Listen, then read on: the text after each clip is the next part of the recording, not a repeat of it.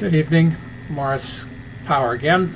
It's the 20th of February, and amazingly, I'm still here, but I've just been through another experience with the medical system in this province that showed me just how much the government actually dictates what the doctors do, even in the public hospitals.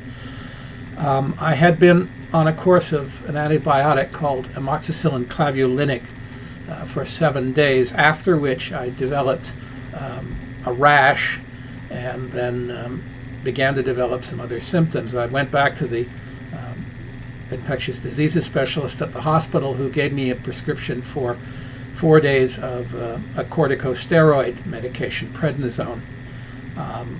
It wasn't enough, and in fact, after the medication was done, which was 2 days ago, I started to get rapidly worse. I developed various effects, swelling of the eye, reddening of the eye, pain, sores in the mouth. The rash on my hands, as you can see, began to crust and break open, and other symptoms. And I recognized it because it's a known side effect, and a very dangerous one, of this particular medication. It's called Stevens-Johnson syndrome.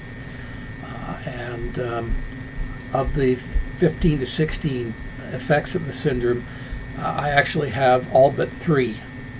So this should have been a slam dunk diagnosis. And in fact, I was wondering why the infectious diseases specialist told me that I was suffering from a simple allergy to the medication and not this Stevens-Johnson syndrome, even though the allergy would normally have manifested in the first day or 2 of the meds, and I didn't get it till after I was done. Stevens-Johnson manifests 1 to 3 weeks after start of medication. So I thought, he doesn't know what he's doing.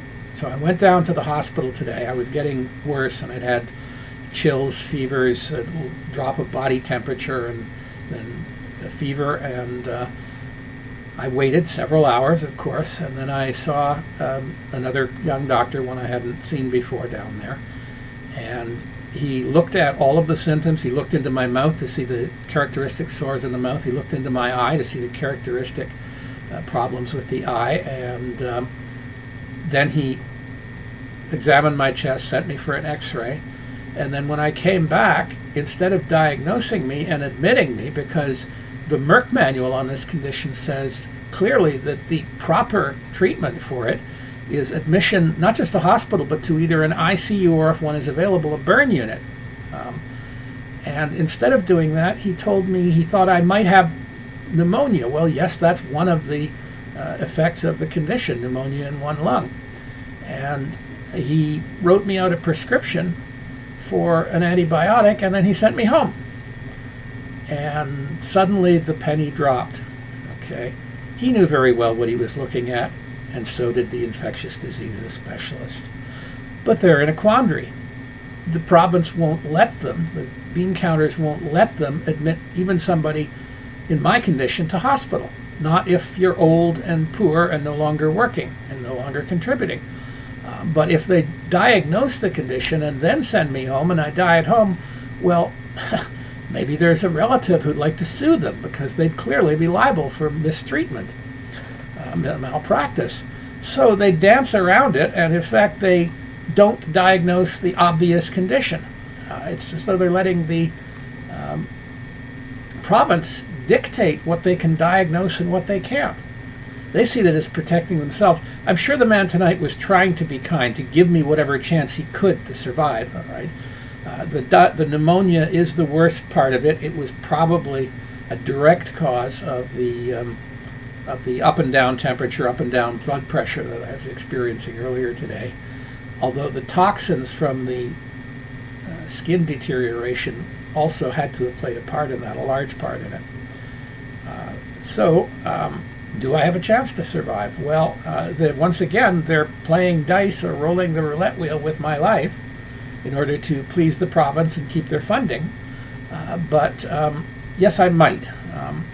The Merck manual says that the active phase of this condition, when the toxin would be released, can last anywhere from 1 to 14 days. I've had it 2 days so far. If the antibiotic can in fact clear up the pneumonia, my body will still have to endure the toxins, for however long this lasts. If it's 14 days, I suspect I won't last that long. But if I get a short course of it, say 5 or 6 days in total, I'm still fairly tough. I might just make it. It's horrible to me to have to say that I might just make it, even though I'm not receiving internationally recognized proper treatment for a condition that's dead obvious of me. But pausing, I have to take a moment to mourn for the medical profession in this province. I think of the once proud doctors, independent doctors in my youth, my pediatrician, my first adult physician, and I try to imagine them dancing around a diagnosis like this that is so obvious just to avoid angering the government. They'd be out there on the stump demanding more funds to care for people with my condition. They would never have given in to this. At least I don't think they would. But today, our doctors are becoming extremely high-paid bureaucrats. And what they don't see, as I've said in other videos, is they will come for them eventually. The insatiable hunger, the greed of the rich will devour the rest of us, and then it will come for them. It doesn't matter whether they're making $250,000 a year or $500,000 a year for a specialist or whatever it is now. Eventually, the super rich will suck up everything else, and then they'll come for their money. No wonder Mohandas Gandhi despised cowardice. It's like a corrosive acid. It corrodes the integrity of the individual, even a professional like a medical doctor, and ultimately it corrupts society as well. But I don't know whether they can find their courage. The paradox is, the more they're making, the greater the fear they won't face, and the more they'll run away from it.